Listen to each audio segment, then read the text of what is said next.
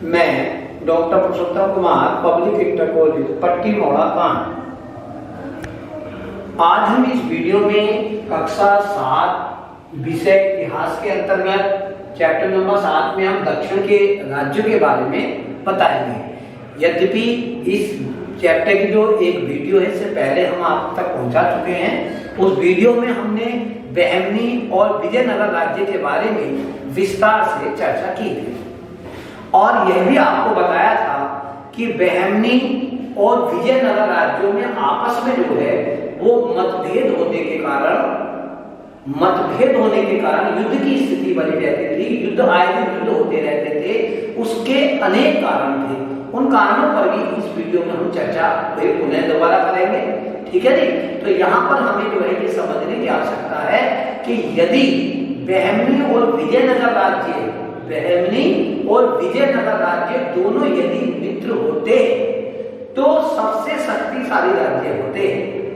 ये दोनों राज्य शक्तिशाली राज्य हो सकते थे यदि इनमें आपस में मतभेद न होते और ये मित्र होते। तो इन दोनों के बीच मतभेद थे और मतभेद होने के क्या क्या कारण थे उन पर यद्यपि इससे पहले भी चर्चा किया है, लेकिन फिर भी मैं इसको दोबारा जो है चर्चा करना चाहूंगा।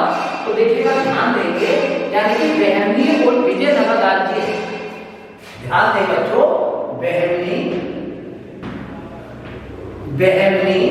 और विजयनगर राज्य,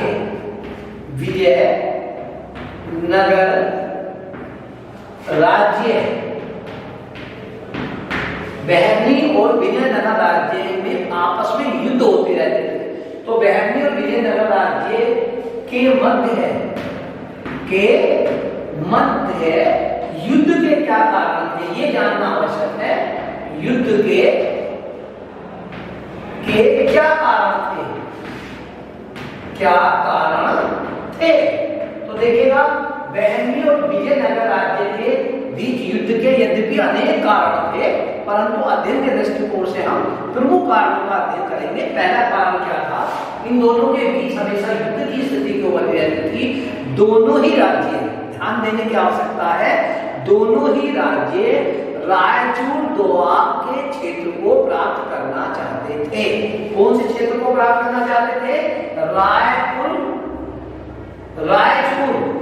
रायचूर दोआब। दोनों ही राज्य जो है वो रायचूर दोआब के क्षेत्र को प्राप्त करना चाहते थे। रायचूर दोआब के क्षेत्र को क्या करना चाहते थे? प्राप्त करना चाहते थे। तो ये रायचूर दोआब का जो क्षेत्र है ये कैसा क्षेत्र है? ये अत्यधिक उपजाऊ क्षेत्र है। यह कृष्णा नदी और तुंगभद्रा नदी, रायचूर दोआब जो है वो कृष्णा नदी और तुंगभद्रा नदी दोनों के बीच का क्षेत्र उपजाऊ क्षेत्र है। उस क्षेत्र को रायचूर दोआब कहा जाता है। और ये दोनों ही राज्य, बहमनी राज्य हो या विजयनगर राज्य हो, ये दोनों ही राज्य जो है रायचूर दोआब के इस उपजाऊ क्षेत्र को प्राप्त करना चाहते थे और परिणाम स्वरूप आपस में मतभेद रहते थे और युद्ध की स्थिति बनी रहती थी। एक बात। दूसरी बात ध्यान देने की बात है कि बहमनी राज्य में एक गोलकुंडा हीरे की खदान थी। क्या थी? गोलकुंडा हीरे की खदान। ध्यान देंगे, गोलकुंडा किसकी खदान थी? हीरे की खदान, हीरे की खान थी। ठीक है। तो ये कहां थी? ये थी बहमनी राज्य में। और विजयनगर का जो शासक था वह गोलकुंडा खदान को, जो हीरे की खदान थी, उसको प्राप्त करना चाहता था और परिणाम स्वरूप बहमनी राज्य और विजयनगर राज्य में आपस में मतभेद रहते थे और युद्ध की स्थिति बनी रहती थी। तीसरी एक और महत्वपूर्ण बात यह है कि दोनों ही जो राज्य के शासक थे बड़े ही महत्वाकांक्षी थे। कैसे थे? महत्वाकांक्षी थे। कौन? दोनों ही जो राज्यों के शासक थे वो बड़े ही महत्वाकांक्षी थे।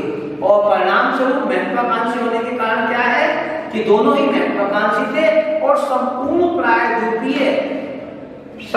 प्रायद्वीप पर अपना अधिकार चाहते थे। क्या चाहते थे? संपूर्ण प्रायद्वीप पर संपूर्ण प्राय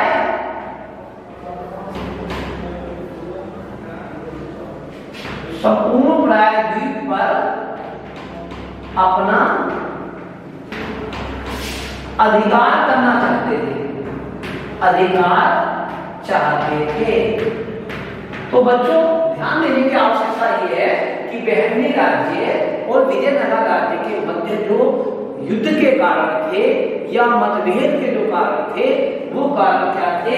वो तीन महत्वपूर्ण कारण थे। दोनों ही राज्य रायचूर दोआब को प्राप्त करना चाहते थे और दोनों ही राज्य जो है वो के जो शासक थे बहुत ही महत्वाकांक्षी थे और संपूर्ण प्राय द्वीप पर अपना अधिकार चाहते थे। दो बात। तीसरी बात महत्वपूर्ण बात यह है कि बहमनी राज्य में एक गोलकुंडा क्षेत्र में जो है वो हीरे की खान थी जिसे विजयनगर का शासक प्राप्त करना चाहता था। तो ये वो महत्वपूर्ण बात है जिसके कारण बहमनी राज्य और विजयनगर राज्य में जो है आपस में जो है युद्ध की स्थिति हमेशा बनी रहती थी। चलिए आइए, ऐसा भी नहीं है ये युद्ध इन्हीं दो बड़े राज्यों के बीच में नहीं होते थे बल्कि इसके अतिरिक्त भी पूर्वी समुद्र पर उड़ीसा, आंध्र प्रदेश, मदुरई आदि बहुत से छोटे छोटे राज्य थे। इन राज्यों पर लगातार बहमनी और विजयनगर के शासक आक्रमण कर रहे थे। ठीक है नी, मतलब इसके अतिरिक्त भी और कारण थे जिसके वजह से इतने आपस में युद्ध होते रहते थे। अब विजयनगर ने सन 1370 ईस्वी में ध्यान देने की आवश्यकता है यहाँ पर। विजयनगर ने सन 1370 ईस्वी में, चलिए आगे बढ़ते हैं। तो विजयनगर ने जो है सन 1370 ईस्वी में, ध्यान दीजिएगा, विजयनगर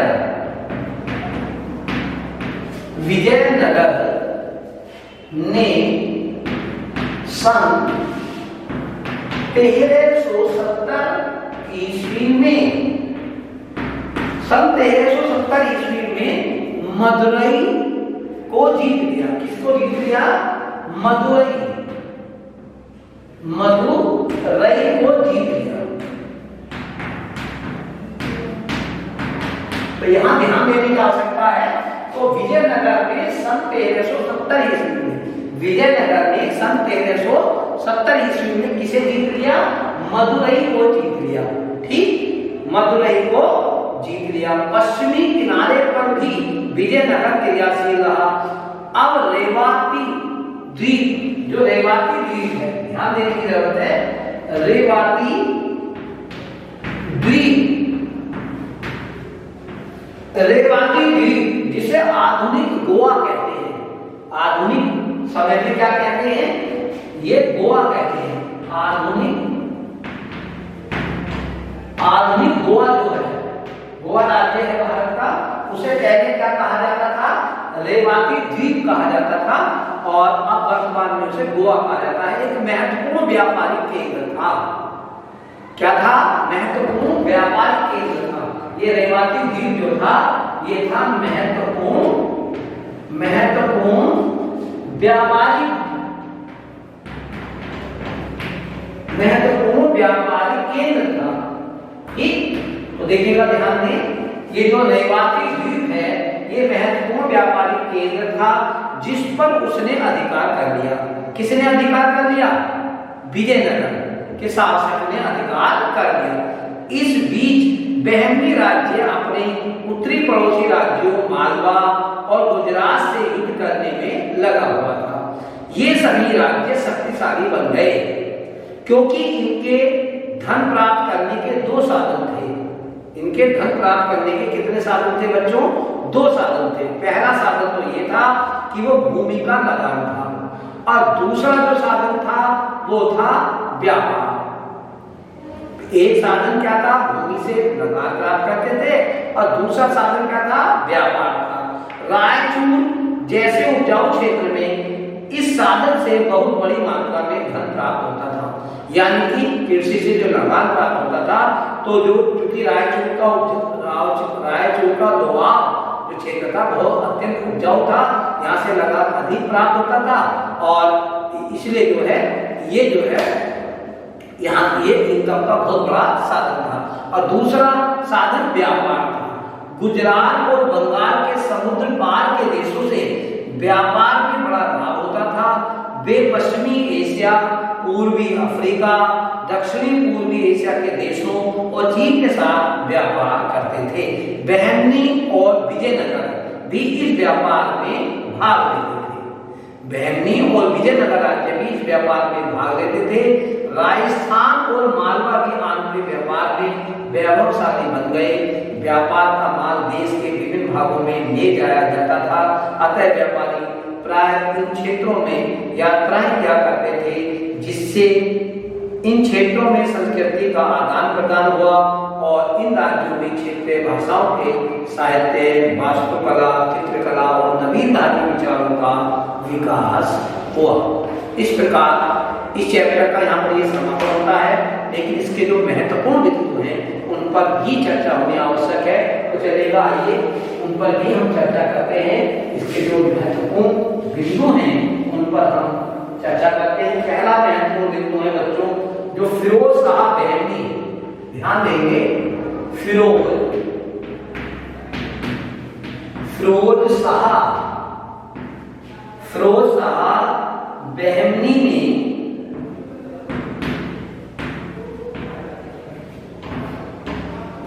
शाह बहमनी ने खगोल शास्त्र को प्रोत्साहन दिया।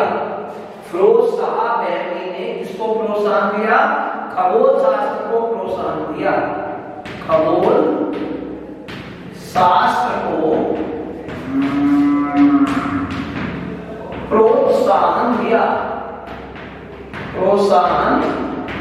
दिया। किसने दिया? खगोल शास्त्र को प्रोत्साहन किसने दिया? फिरोज शाह बहमनी ने खगोल शास्त्र को प्रोत्साहन दिया और दौलताबाद में एक वेधशाला खोली। और क्या किया उसने? दौलताबाद में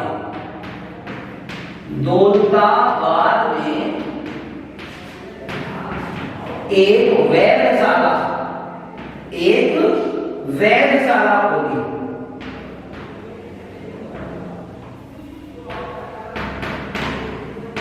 ध्यान देने की आवश्यकता है। फिरोज शाह बहमनी ने क्या किया? खगोल शास्त्र को प्रोत्साहन दिया और दौलताबाद में एक वेधशाला खोली। ठीक, इसके बाद एक महत्वपूर्ण बात हो है, उसको भी जान लें। प्रथम तोपखाने का प्रयोग।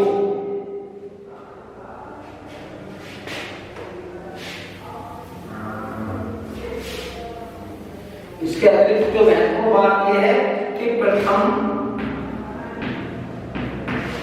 तोपखाने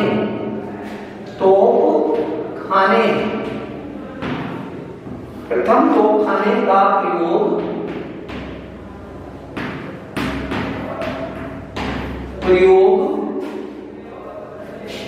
प्रथम तोपखाने का जो प्रयोग सबसे पहले हुआ वो बहमनी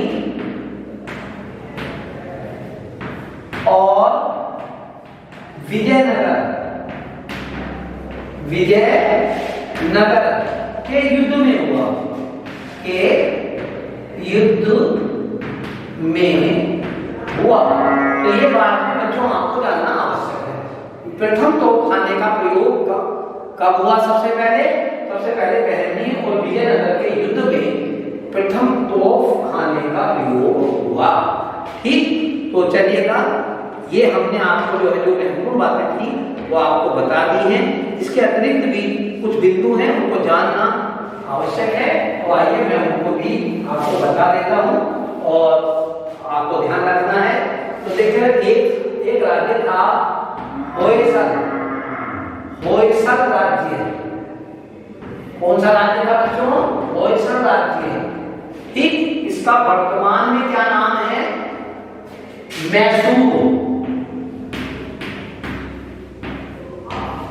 पहले इसका नाम होयसल था, वर्तमान में अब क्या है? मैसूर है। ठीक, चलेगा। और एक शब्द हो रहा था हस्तिनावती।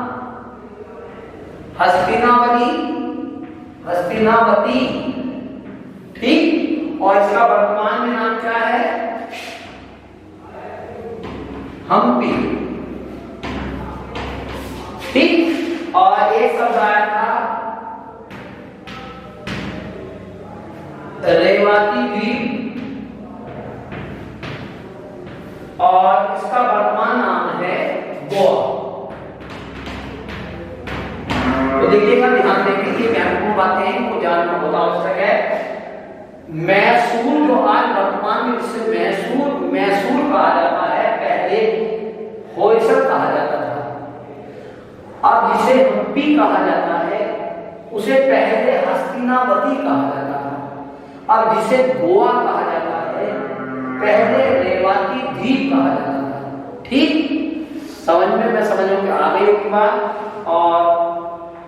और भी इसकी जो महत्वपूर्ण बातें हैं वह मैं अभी आपको बता रहा हूँ इस चैप्टर की। तो देखिएगा, जैसे हसन गंगू जो है ने जो है किसे अपनी राजधानी बनाया था? गुलबर्ग को। हसन गंगू ने गुलबर्ग को अपनी राजधानी बनाया था। ये भी बहुत महत्वपूर्ण बात थी। विजयनगर साम्राज्य की राजधानी हस्तिनावती जो है वो विजयनगर साम्राज्य की राजधानी है। ठीक, और विजयनगर साम्राज्य का प्रमुख शासक कौन था? कृष्णदेव राय। विजयनगर राज्य का प्रमुख शासक कौन था? कृष्णदेव राय था। और रायचूर दोआब, इसका जिक्र मैंने बार बार अपने वीडियो में किया है। रायचूर दोआब ये कौन सा क्षेत्र था? ये अत्यधिक उपजाऊ क्षेत्र था और कृष्णा और तुंगभद्रा नदी के बीच का जो क्षेत्र था, उपजाऊ क्षेत्र, उसको रायचूर दोआब के नाम से जाना जाता है। बच्चों, इस वीडियो का यही पर हम समापन करते हैं। नेक्स्ट वीडियो में आपसे मिलेंगे, चैप्टर नंबर 8 आपको बताएंगे। तब तक के लिए धन्यवाद।